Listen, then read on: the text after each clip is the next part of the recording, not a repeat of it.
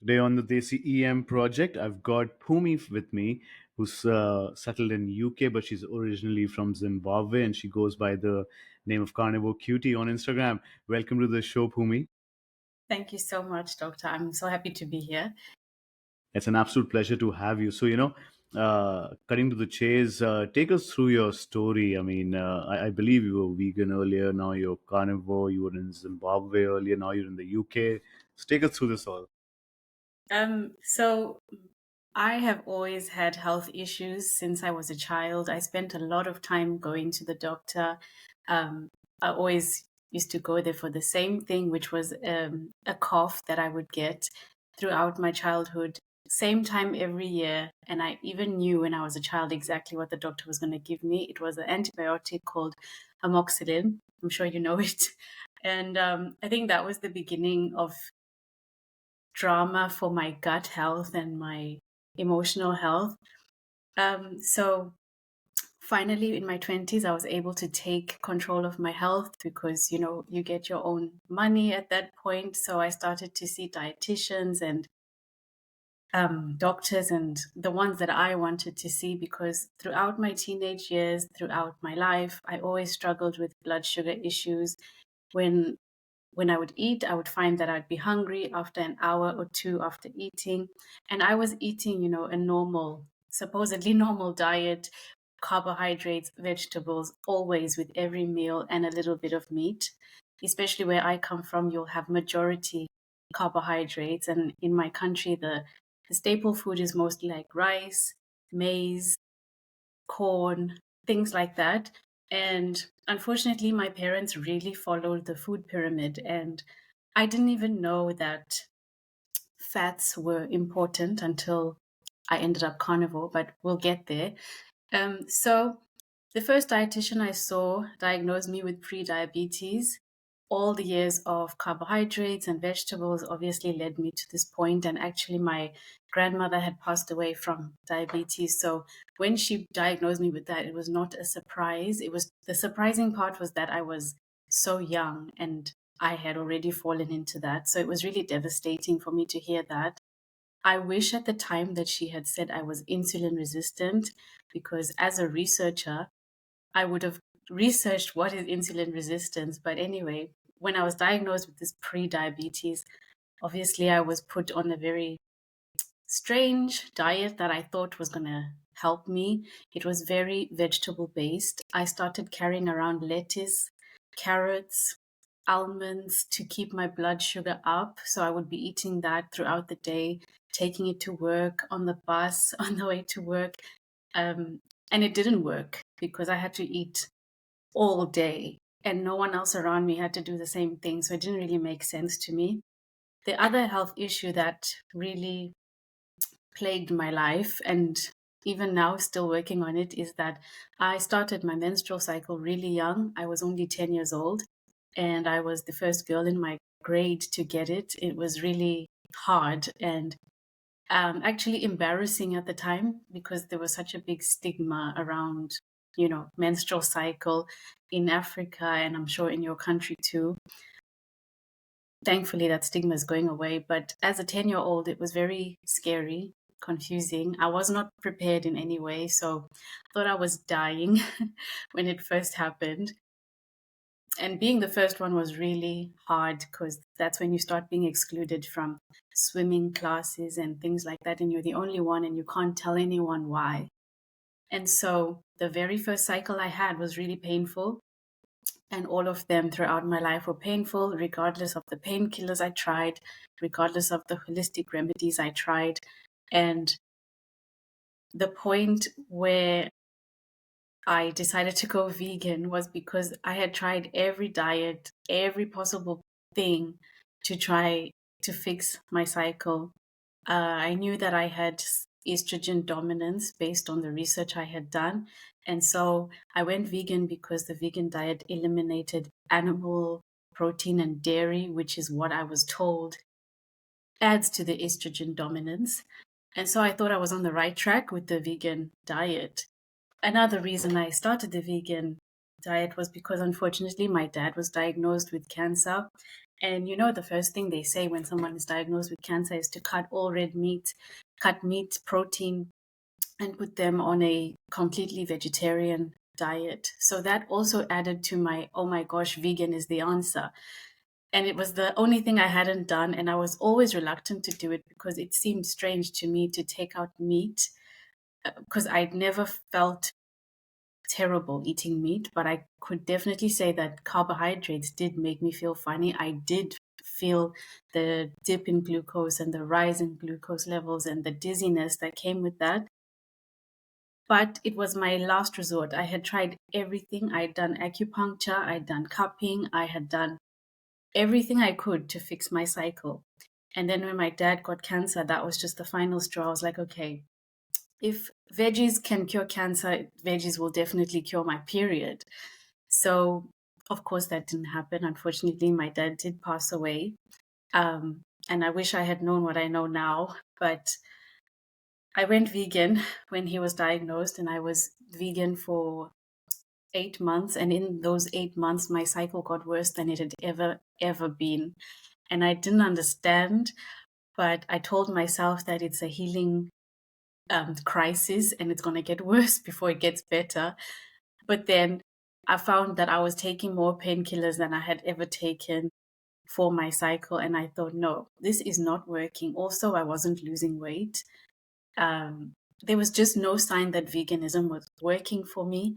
And I'm glad I stopped after 8 months and I didn't go any longer, because a lot of people do it for much longer and they say that it causes a lot of damage. For me, the sign that my cycle was not improving was the biggest thing for me, because I'd been in pain all my life and the pain was not going away, even though I was on the most restrictive diet that I could ever be on.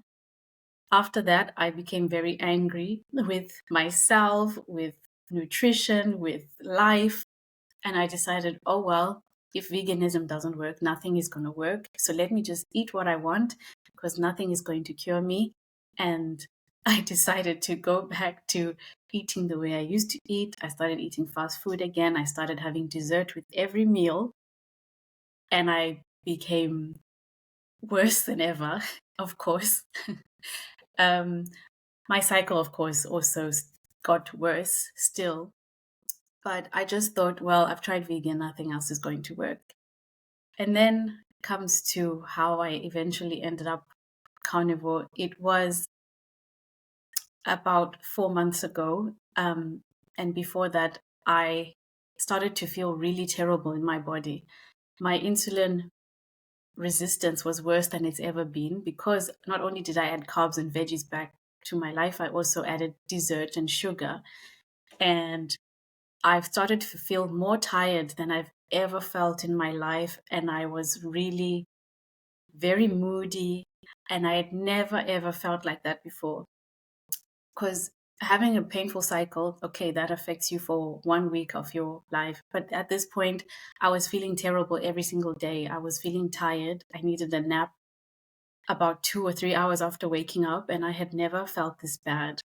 And so I reached out to another holistic doctor because I didn't know what to do. And unfortunately, this holistic doctor told me that I need to cut all red meat. And so there I go again. I cut the red meat. I followed the plan. His plan also cut out carbohydrates. That was the only good thing about it. But I was living off chicken and veggies. And I found that I was still tired. My cycle was still bad. Everything was the same. I was so dedicated to this because I thought, okay, this is it. Red meat is clearly the problem. And then after 2 or 3 months, I thought to myself, this is not working either.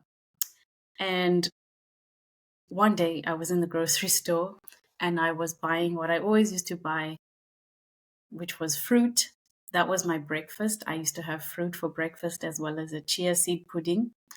And something just told me that I need to stop buying fruit and I need to stop eating fruit. And so I went home and I Googled, is fruit sugar as bad as refined sugar? Because I'd gone through all these dietitians and all these doctors who said fruit is healthy, it's fine, it's not the same as refined sugar. And so I found that yes, it's exactly the same. The body processes it the same.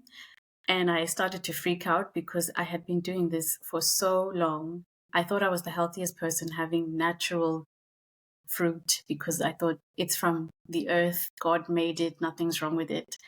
Not knowing that the fruit that we eat these days is hybridized and is so different to how it originally was.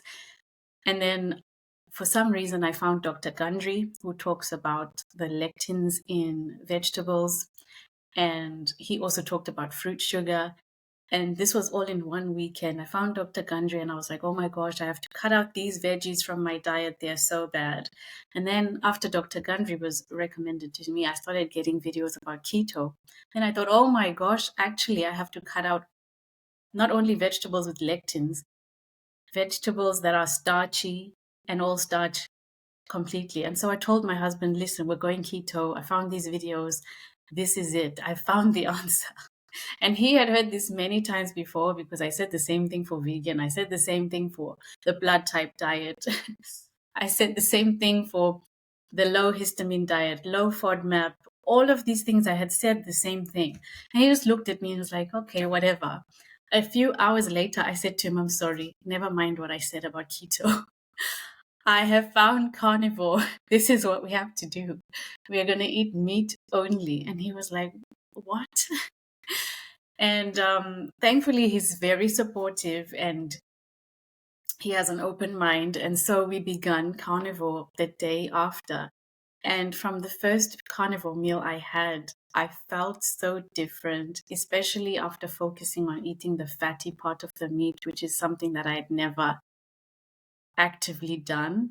I found that my blood sugar was stable for the first time ever, and I had never felt so strong in my body. I didn't feel like I could fall over after, a few hours of eating. And I was like, how can this be possible?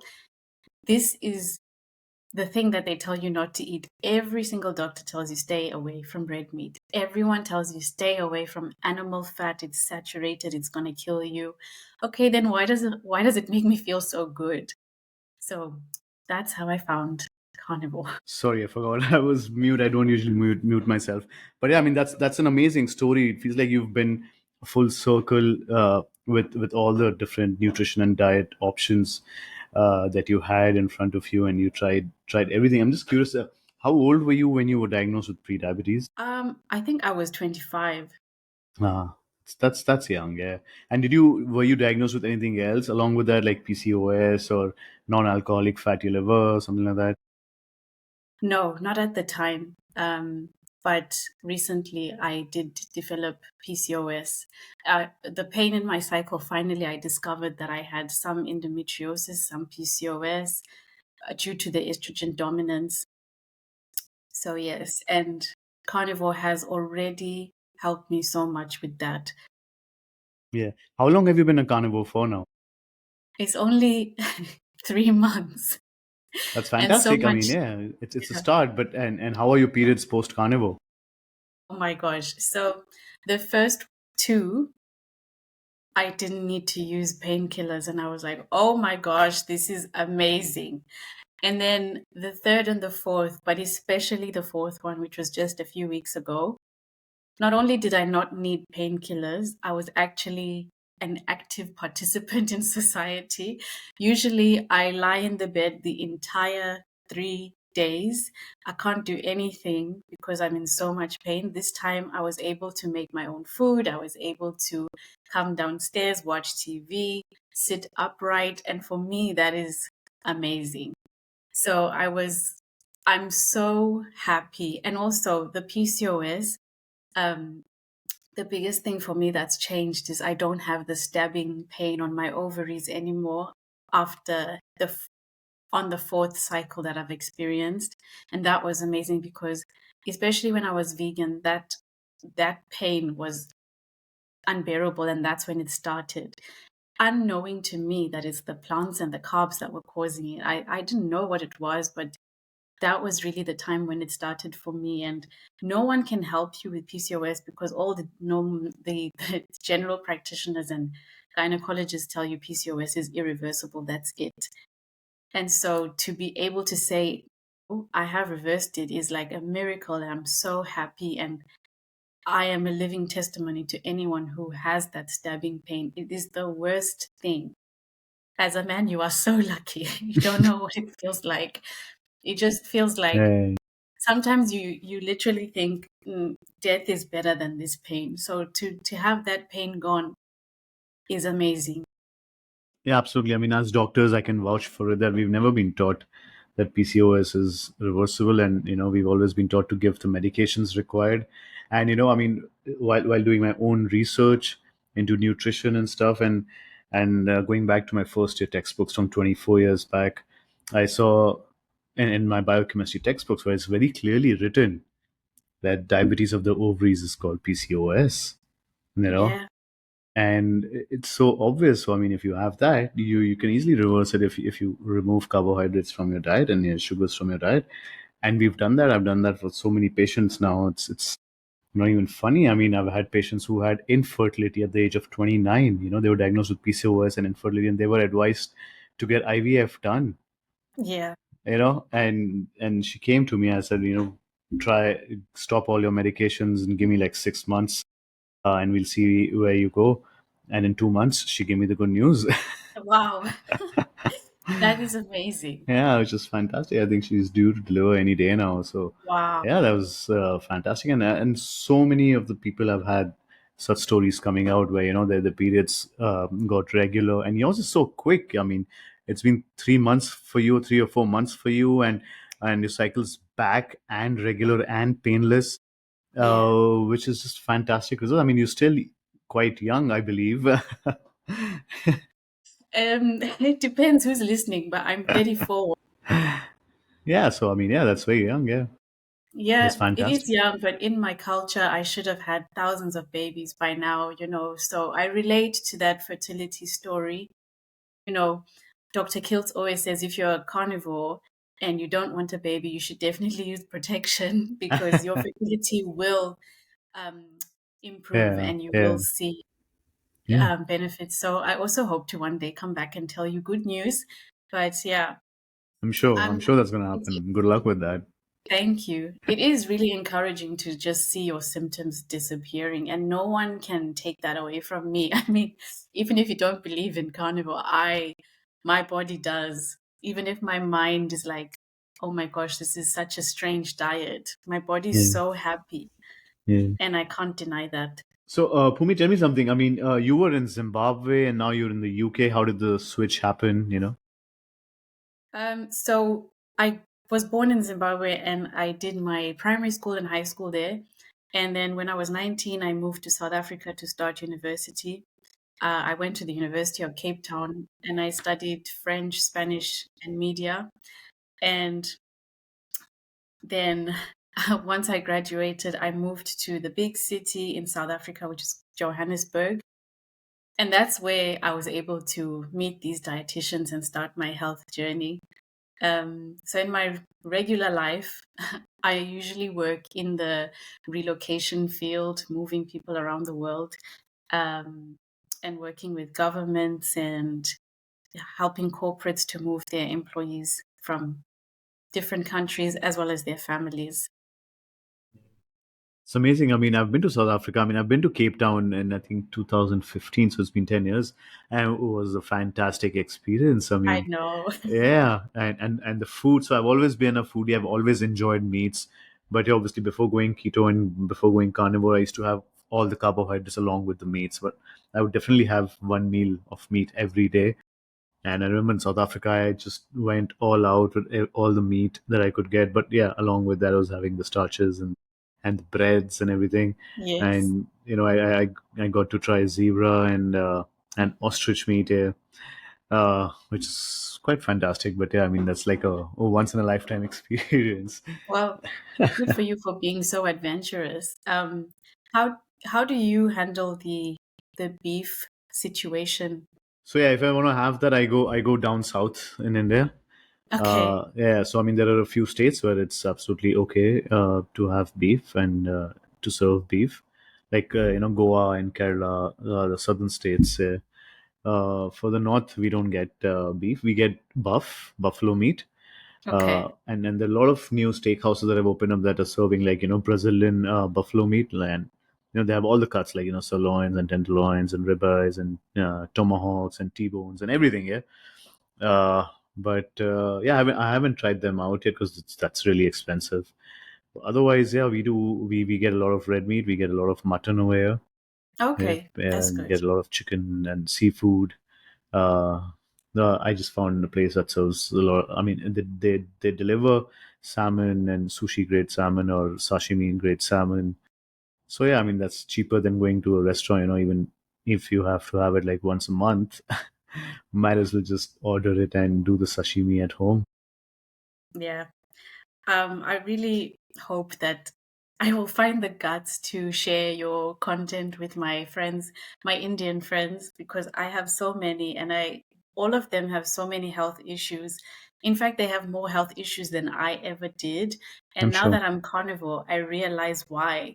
It's because of the veg heavy and carbohydrate heavy diet, but also the fact that, especially in the Hindu culture, you cannot eat beef. Yeah, And yeah. I yeah, mean, still a myth. I'm still working on that. I mean, because I've found a few scriptures and literatures which say otherwise, and I mean, there's a whole propaganda behind that. But I'm not going to get into that right now. okay. Well, But yeah. yeah, I mean, all my patients, we're doing a lot of research in my department, and we're seeing a lot of associations and correlations with vegetarian food, right? Uh, we've collected one study we're doing. We've collected like about 8 to 9,000 patients till now, which is quite a big number. Wow. 65% of them are vegetarians, 35% or 34% are omnivores or over vegetarians who eat eggs or meat like once a week or once or twice a month. Yeah. So they're basically plant based, and that's what's the Yeah. problem with India. 70% of India is either overweight or obese. 17% of the world's diabetics are from India. And I'm pretty sure one third of our population is diabetes, which includes pre-diabetes. Either you're diabetic or you're not.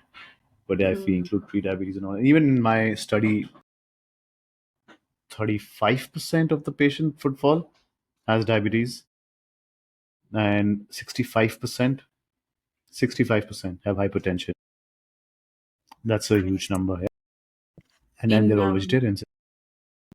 I went to South Africa a few months ago, and I usually go about once a year. And what I noticed is that everyone is overweight. Everyone, even like my friends who were thinner than me before, they are now so overweight, and I can see the insulin resistance in their bodies, and God knows what else there is. And I think it's also the fact that South Africa is very carb loving and also vegetable loving. I mean, it's a worldwide problem, but I'm also seeing that Africa is going down the same path. Not all the countries, but definitely Southern Africa loves carbohydrates and vegetables. Mm-hmm. Yeah. Uh, if you don't mind me asking, what cancer did your dad have? The worst, I think, in my opinion, pancreatic. That's the worst. Yeah, I mean, that's like diagnosed right at the end in some of the cases. Exactly. Yes. Doesn't manifest earlier. Yeah. I mean, even my mom had lung cancer and she died of that 3 years back, and she fought it for 2 years. But at that time, I didn't know much about keto or carnivore. Hmm. And I still remember one of my ICU doctors telling me, cut off all carbohydrates for her. And then I started doing this. But because of all the medications and all, she had so many ulcers and all of that, and the side effects in her mouth, that carbohydrates was still the most comforting food to eat. Mm, exactly. Yes. Yeah, so I mean, she wouldn't do that. And now when I look back, I can see the inflammation and the insulin resistance that was there Exactly. probably. If only I knew. But yeah, I mean, yeah, I'm gonna try and fix that for as many others as possible. I mean, I couldn't do that for mom. Yeah, I mean, that just motivates you even more because Exactly. as a doctor, I had no idea what I should do and what I should not, especially about nutrition. I mean, we were following the nutrition guidelines given by the oncology team, which Exactly. is basically don't eat raw food and raw fruits. You can have Tetra packs of juices and all of that. That was all allowed, but Mm, raw food was not allowed probably because of the chemo and stuff. But yeah, I mean, something that people actually need to look into and think about. not just for cancer, but all the other chronic diseases also. Exactly. Yeah. Yeah. I wish now I know what metabolic health is. And I think that's the key. Once you understand that this stuff is metabolic, it's not, I don't know what we thought it was. You know, you think of cancer as this thing, but it's actually, it starts way before you get the diagnosis. It's your lifestyle. Yeah, absolutely. And Pumi, tell me, I mean, in the UK, what do you usually eat? What does your day look like of eating? Okay, so in the beginning, I treated myself to all the meat that I used to deprive myself of. So I used to have bacon, um, steak. I used to have the, what's it called? The charcuterie board kind of meat because I had not had that for so long. But now my diet is very, very supposedly boring. I find that the more simple it is, the less inflammation I have, the better I feel. So I will have mince for breakfast, which is ground beef for Americans. And then when I want something else, I'll have like a ribeye steak or a lamb breast. I find lamb to be my favorite meat, actually. I find it so satiating because of the higher fat percentage. And I used to have dairy from a cow, but I recently found some supermarkets in the UK have now started selling goat cheese and goat milk, which is better for me as someone who's estrogen dominant prone and it seems to be working for me so far. So if you are looking for a cheese that's less inflammatory, you can try manchego cheese. Um, and what else do I eat? I think that's I'm gonna try that cheese because really like goat cheese, and I've realized that I have these breakouts whenever I have pasteurized milk. I brought my earlier triglycerides used to be 600. Once I went carnivore, they started lingering in like 100, wow. and then I realized that I have these small acne breakouts once in a while, and then I actually figured it out to probably milk. Hmm. Because Yeah. pasteurized milk, right? I mean, denatured proteins and stuff. So, I mean, now just once in a while, if any food item has milk or curd in it, I have a breakout. But I've really cut it down a lot because even my coffee has to have put in a little bit of milk and black coffee and all, which I've cut. And today I got my liver profile done again. I got a CT coronary angiogram done today because on Saturday I complete 2 years of carnivore. Yeah, and Congratulations. yeah, I'm gonna come out with some content about what my reports show. But yeah, Okay. finally, I brought my triglycerides down to below 100, Wow. which was an achievement for me because I was experimenting with myself.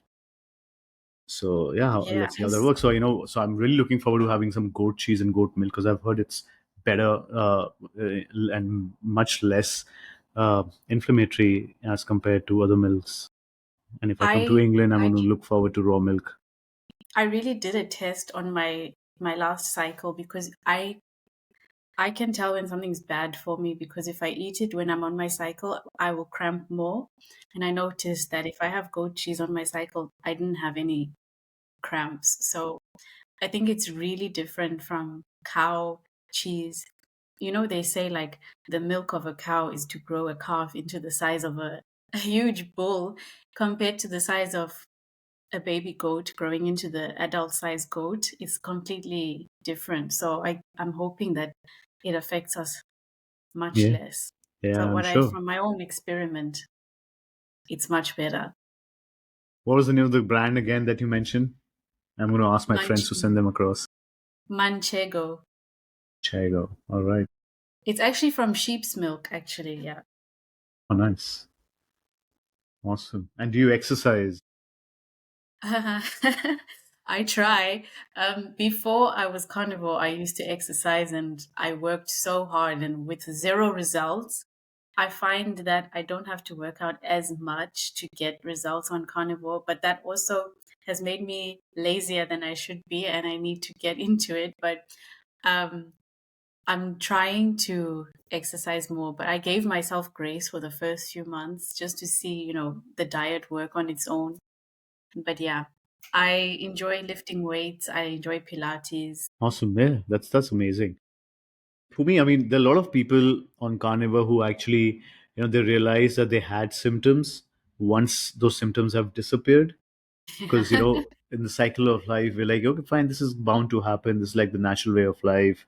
You get some acid reflux or have some joint aches, and like, okay, fine, arthritis is bound to happen sometime, or some other symptoms. Did you have any of these where, one fine day you wake up like, oh my God, I don't have Yes, this anymore? so Do you have some of many, them? so many.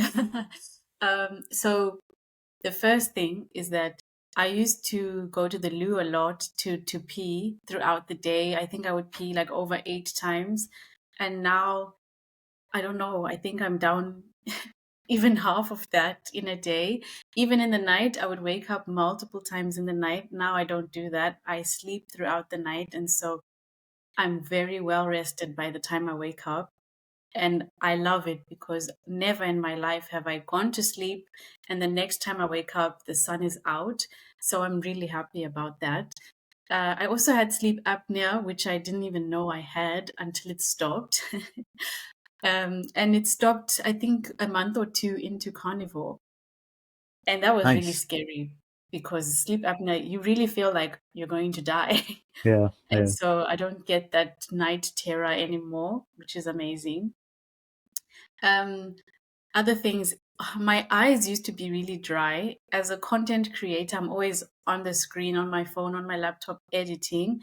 And I actually bought this pack from the optometrist. It's like a mask that you put over your eyes after warming it in the oven so that you give your eyes some lubrication. I don't need that pack anymore. And I love that. I actually think my eyesight has always been good, but now it feels stronger. Not just that I have good eyesight, like I can handle brighter lights. I always used to not be able to handle that, which is so weird because this is from eating meat. What does your eyes have to do with that? But it's true Lots. that, Yeah. yeah. And also joint pain and like the sound of the cracking of my bones, I don't get that anymore. Um, my oral health is better when I floss. My gums don't bleed anymore. My skin looks so much better. It's so much clearer. I don't have blemishes anymore, which is something that you and I can relate with. You know, with higher pigmentation in your skin is so prone to dark spots. I don't need to use those expensive skincare brands anymore. Nice. And overall, my energy is so much higher. I hardly yawn throughout the day. And we were discussing about how I haven't been working for a while, but I'm just so excited to start working again because I have a new brain. You know, I feel like I'll be so much better at whatever job I do because the fat has fueled my mind, you know. So I'm excited to see what I can do. I also just find I'm more productive, I'm more inspired to for life, and my mood is more stable. Not just, you know, PMS, but just as a woman, I feel like I'm a nicer person. um, and also people talk about the better spiritual alignment and experience. I do feel more grounded and more connected to God. I don't know why, but I do. I think it's just the fact that I've removed all these toxins that I didn't even know were affecting me spiritually, mentally, emotionally. I feel so clear and happy, you know. There's many other things that Yeah. happened, but I just feel like a new person. And people say the longer you're on carnivore, the more benefits you feel. And it's true. I didn't mention that my sex life is very different. It's so much better and enhanced, and don't know how much you want me to say about that, but No, I that's all right. Absolutely. I mean, a lot of people have actually experienced really high libidos yes, on carnivore, which is really good for their own lives and their married lives, and for the spouses, which is and good for their mental health also. exactly. Yeah. Um, Even as a woman, you know how usually women need to be warmed up. When you're a Yeah. carnivore woman, you don't need to be warmed Yeah, up. So yeah, I really love that's fantastic. that Yeah. one. Yeah, absolutely. So, Phumi, I mean, thank you so much for all your insights into your life and your life in times of veganism and carnivore.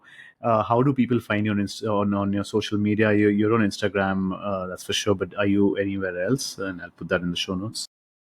Yeah, so I have my Instagram, which is Carnivore QT, and then I also have my YouTube channel under the same name. And in the future, I would love to be a carnivore coach. I'm just giving myself a bit more time and experience. I'd really love for people from, my country and Africa as a whole to get onto this. I think it would be more of going back to how we used to eat, not introducing something new. So I'm excited for that. And yeah, Yeah, I'm sure you have a very bright future ahead, Phumi. I mean, thank you so much for coming on the Desi EM project. Have a good night, and see you soon and collaborate with you even more. thank you so much. And See thank you you. for healing the world. I'm trying my best. Thanks. Thank you. Bye.